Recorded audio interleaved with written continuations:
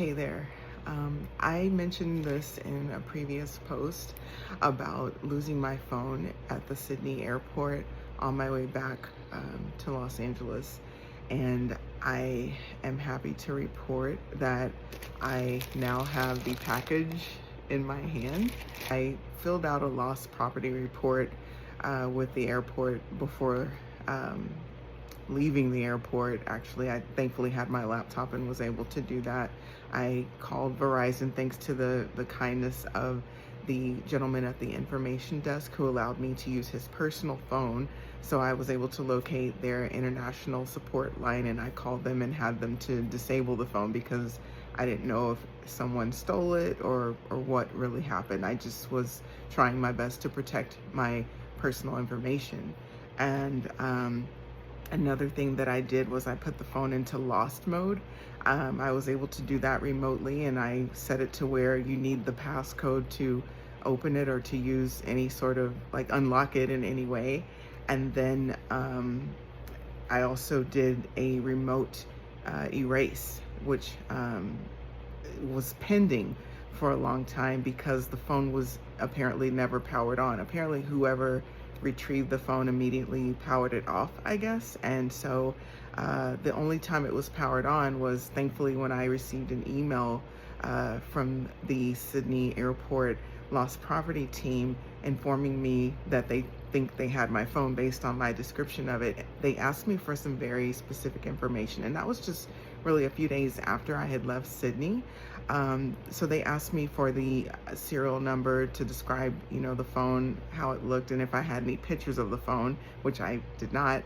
And then they asked me something that I thought was really interesting. They asked me what was the lock screen photo, and I was like, wait, how can they see the lock screen if I remotely erase the phone? And at that time, I didn't know that if the phone was powered off, that you couldn't remotely erase it until it connected to a Wi-Fi or to the internet again. And since Verizon powered or disabled the phone, it wasn't going to connect to the internet.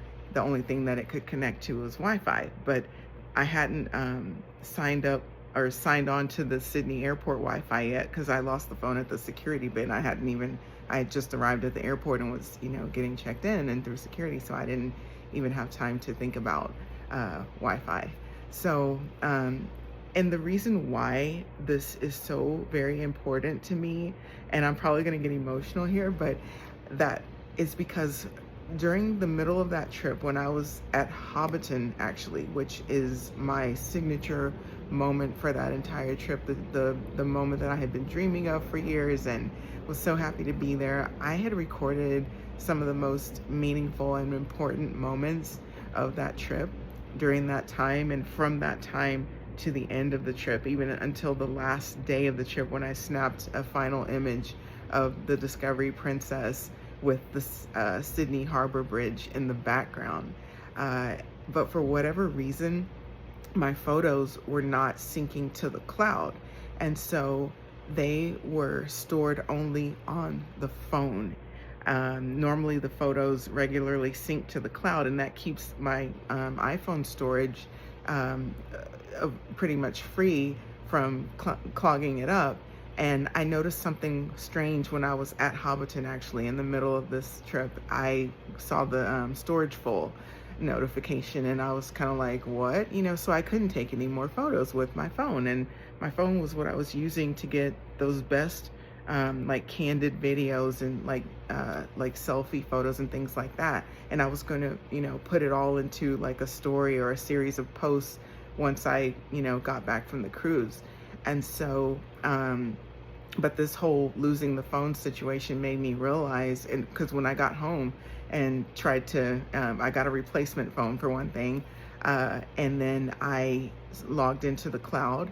I did not see any of those photos. Actually, most of the most important photos from the cruise and videos were not in the cloud. And that's what made it dawn on me that, oh my gosh, I just kind of connected the dots. I realized when I got those storage full messages that's what it meant, that those photos are still on the phone. So anyway, I going back, I feel like I'm rambling and I'm sorry, but I got this message from the Sydney airport lost property team, and I gave them all the information they requested, and they replied back and said, we really believe we have your phone here. And so they said you have options of retrieving the phone. You could either come pick it up or have someone else pick it up, or you can, we have a courier service that we can connect you with, and they can come and get the phone and ship it to you. And so I, of course, selected the courier service because I'm, a week back in LA at this point. Actually, I was in Denver when this was happening because I had to leave and go to Denver literally the next day after I returned to LA. So I was there for a week.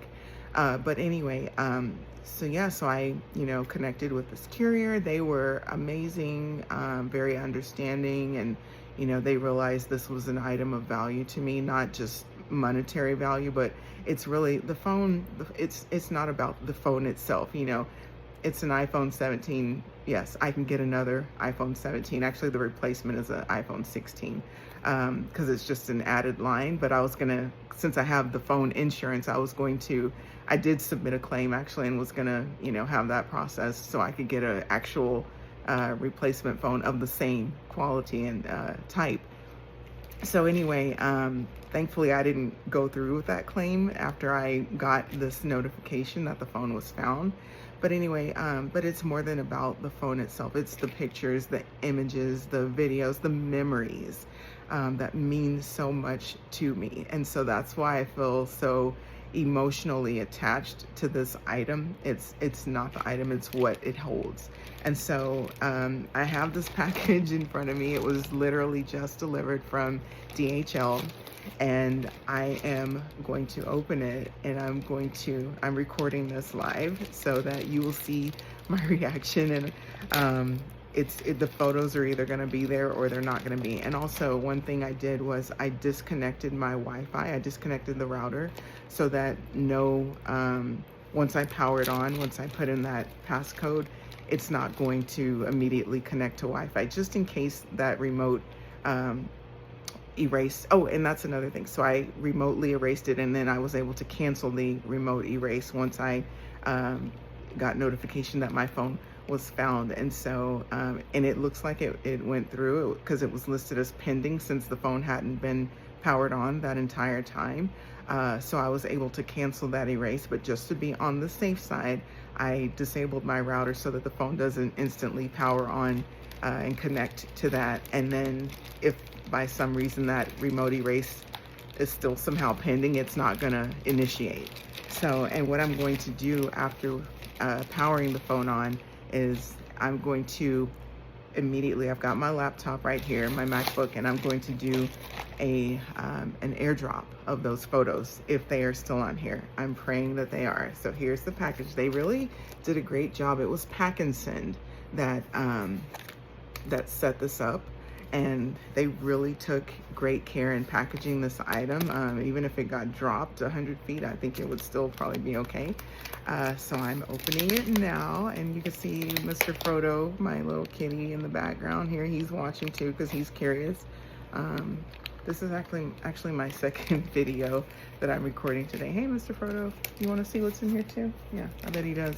So yeah, so I'm gonna open it, and I may need some scissors, but I'm gonna try without scissors for now. Wow. And so yeah, it has been since I got back. This happened on February 28th. So, and that was February 28th, Australia time. So it was actually February 27th here in LA when this all went down. And it's interesting that because Australia is like a full day ahead of us here in LA, I left Australia on an airplane on the 28th, and I arrived in Los Angeles on the 28th that morning. So it's like I kind of got to relive that day all over again. So that was weird. And so, but coming back from Australia to Los Angeles, there's really not much in terms of jet lag, because technically Australia, at least right now with our new time zone, we just had, spring forward. They are now 6 hours ahead of us. but they are on the next day. So today is Monday. They're 6 hours, or no, I'm sorry, they're 6 hours behind us, but they're on the next day. So right now it's Monday here in Los Angeles. In Sydney, it's 6 hours behind us, but on Tuesday. So yeah, here it is. Look, they've got it all nicely bubble wrapped, and I can kind of see through the bubble wrap, and it does look like I see orange. It's an orange iPhone, and it's in a clear case. I hope my prayer was that it's still in the same condition that it was in when I left it, which it was in pristine condition. I'm very good with my phones. I try not to lose them or drop them or anything. Wow. This is my phone. It's still in the case. It's got Sydney Airport on here. Can you see that? No, there's a glare. All right, I know you just want me to open it already. Okay, I'm getting there. Oh my gosh. My heart is beating fast because I'm just, yeah, it's got the reference number that I had. Oh my God, it just feels so good to have this phone back. You just don't understand. Or maybe you do understand what it's like to have something of value that's meaningful to you on a phone, like those pictures, the videos. Okay, so it's giving me this message. So I need to plug the phone in before I'm able to do anything, and that's about right. It's been off the charger for a while. So give me a minute. I'm gonna go get the charger and I will be right back. Okay, so I just plugged the phone in. I've got it in the charger. I'm gonna, I gave it a few seconds. Let's see if it'll power on.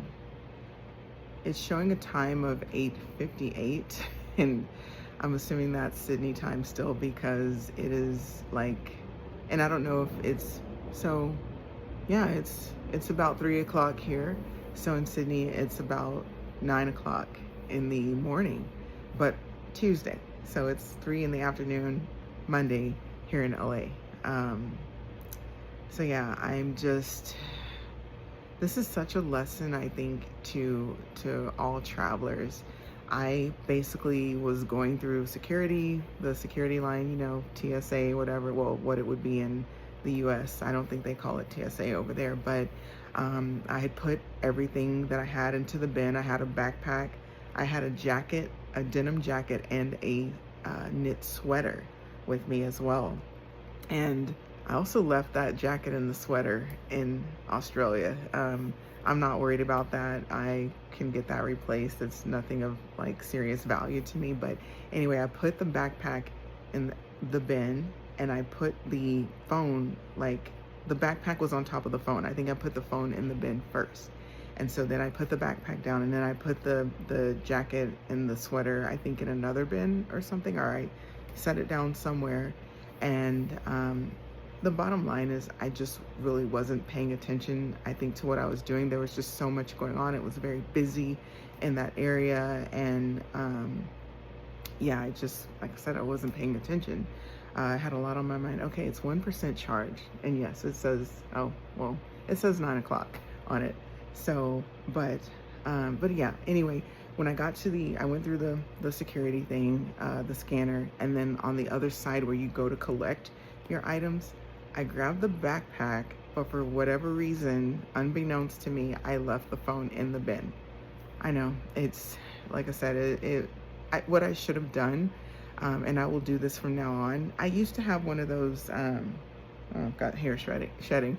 I used to have one of those I think it's called bandolier, whatever. And it's a little case that you can put your phone in, and you wear it like a crossbody thing. It's kind of like a little purse, and it'll usually have like a flap on the back where you can put credit cards and your ID or whatever. I used to have one of those before I upgraded to this phone. And then when I got this phone, it is a bigger phone, and I was like, oh, I don't really need one of those. I could just carry the phone or put it in my purse or whatever. But since I didn't have one of those bandoliers, I should have slipped the phone into a pocket in the backpack. Because notice I didn't forget the backpack. Never leave one of these or any kind of small item alone in that bin, because you run the risk of something like this happening. So I still feel like I have hair like shedding. Anyway, I'm sorry. But anyway, I'm gonna power this on. I'm gonna unlock it. So it'll take it out of lost mode once I put in my password. So I'm about to do that right now. The phone is unlocked. Everything looks intact. Let's see. I'm gonna go straight to the photos, the photo album. And there it is. All those are my, well, not all the final pictures.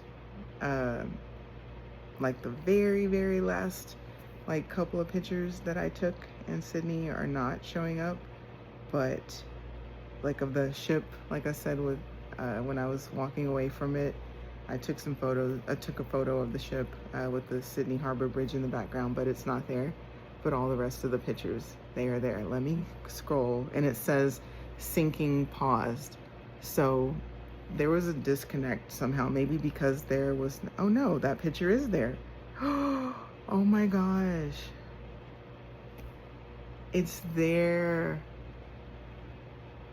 It's just a little out of order, but it's there. So I took those other photos when we were pulling into the harbor that morning, coming back into Sydney from New Zealand. And oh my gosh,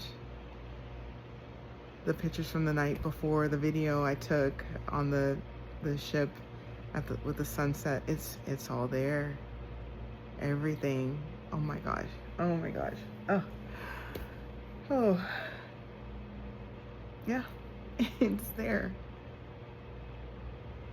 All right, so what I'm gonna do next is I'm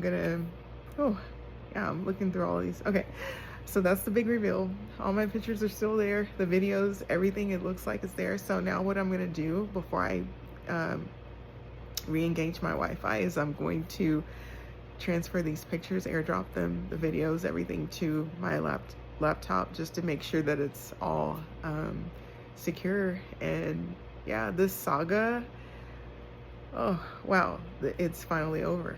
And the last part of me that I had left in Sydney is now back, and I'm so thankful. I'm going to put all this together and make something great out of it, because this was probably the most amazing trip of my life. It was very transformative, and yeah, it allowed me to get into a better space, and it gave me better direction for my life. And that's why I am now relieved of a job that really stressed me out, from being, I didn't want to cry, from being so transformed on this trip. And I just want to share that journey with you, and I want to share it with you in the way that I experienced it. And now that I have this part of that trip back, I can share that with you. And like I said, this is why I am a travel advisor, because I do believe travel transforms us, and that it unites us, and it takes us on these journeys of discovery, like this journey, this extraordinary journey that I was just on last month.